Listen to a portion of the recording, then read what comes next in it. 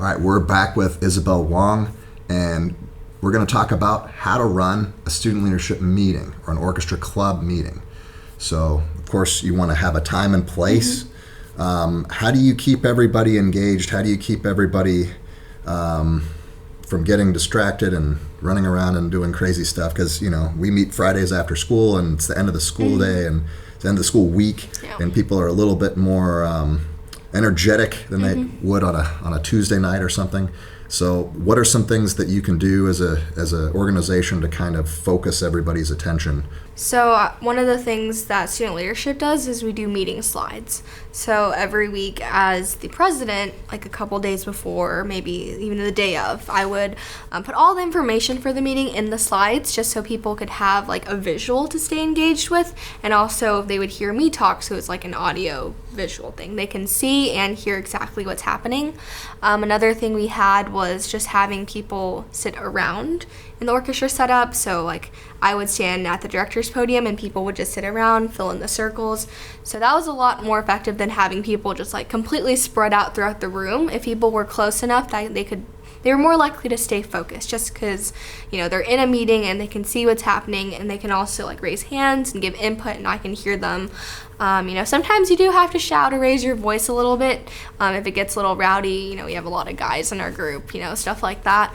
But overall, just making sure people remember, hey, like, we don't have a lot of time usually, right? Like, we want to be here and we have a mission to accomplish what's on the slides, and we want to be able to make the most out of our time.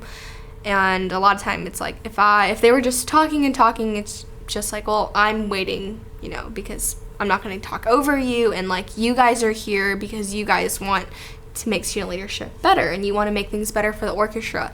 So ultimately, if you don't want to do that, then like, why would someone waste their time, So definitely have a plan going in, whether or not, slides work well for us because we've got the projector and all that stuff. But if not, maybe just have like an agenda and you can print them out or something, or have one and pass it around just so you can kind of keep it on task. And it also kind of makes the officers on top of their game too, because they're preparing for the meeting. They know what's going to be addressed and what they need to do, so that it's not just like an open brainstorming session.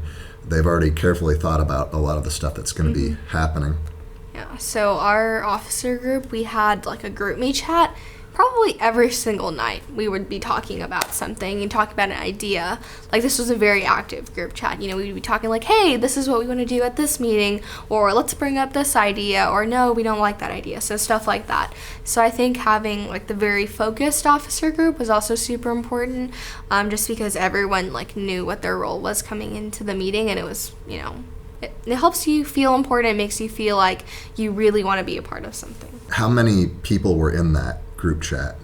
It was all of the officers, so our president, vice president, secretary, treasurer, social media chair, social activities chair, and loading crew manager. So about 7 people. 7 people, okay. How do you organize that information into a business meeting structure? Like, what do you decide where something goes on the docket? Like, what do you talk about first?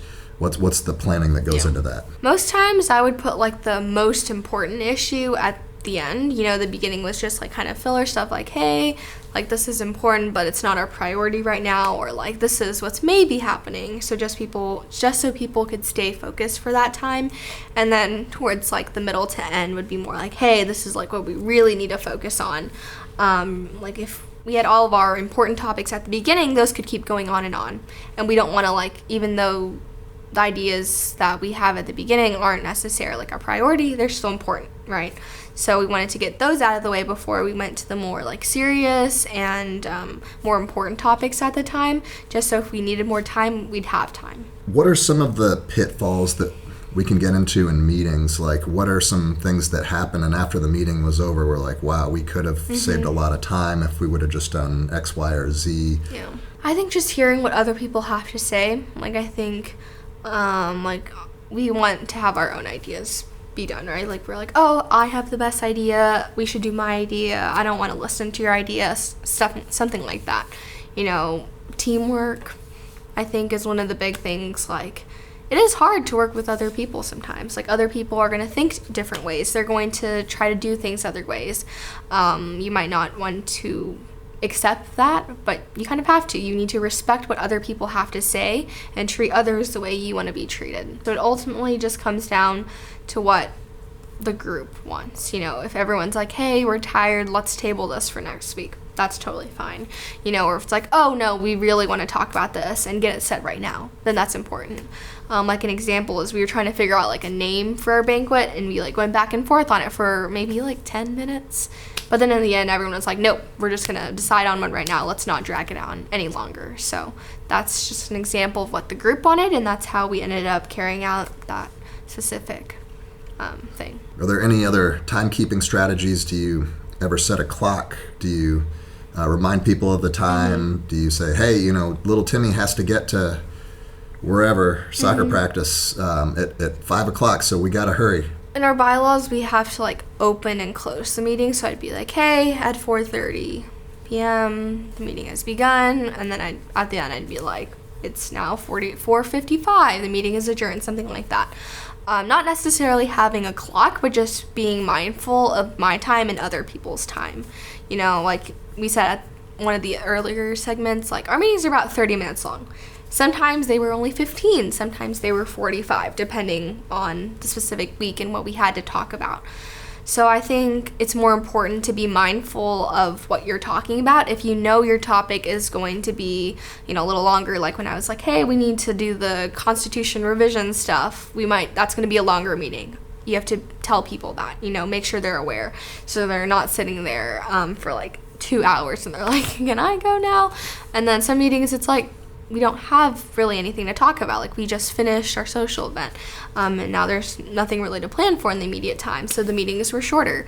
So I think it's more important to tell people what's like on the agenda rather than just being like, hey, this is like a 30-minute meeting this week, this is a 45. Like you don't really know how much time you're going to fill. How do you determine who gets to talk and when they get to talk? For our student leadership, I as the president would lead the meetings, and our vice president would like click through the slides, and if it came through to a certain topic, like anything money related, I'd have the treasurer talk or something. Or if we were talking about our lock-in, I'd have the social activities chair share what was happening with that.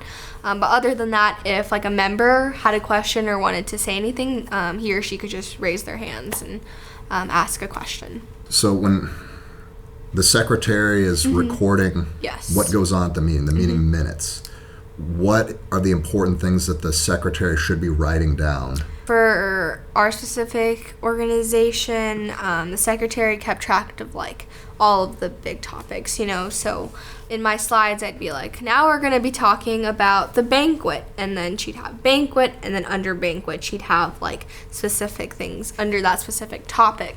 So the biggest things were just like who passed a motion, who seconded the motion, or like this is specifically what we talked about. So if we were having like a discussion about budgets, I'd be like, now let's have let's have a $350 budget, and she would write down in her notes, we're gonna have a $350 budget, just so if it ever gets questioned, we can go back and be like, hey, no, it was written down in the meeting minutes that we'd have a $350 budget. So it's just stuff like that, the big things. Sometimes like names, like let's say, Timmy wants to do this, and we would have it in the meeting minutes. Timmy calls for blah, blah, blah. So just having the big things. Do you take the meeting minutes and share it with the parents, or is it just for the organization? Typically, we've never shared it with any parents, and meeting minutes have only been available for officers.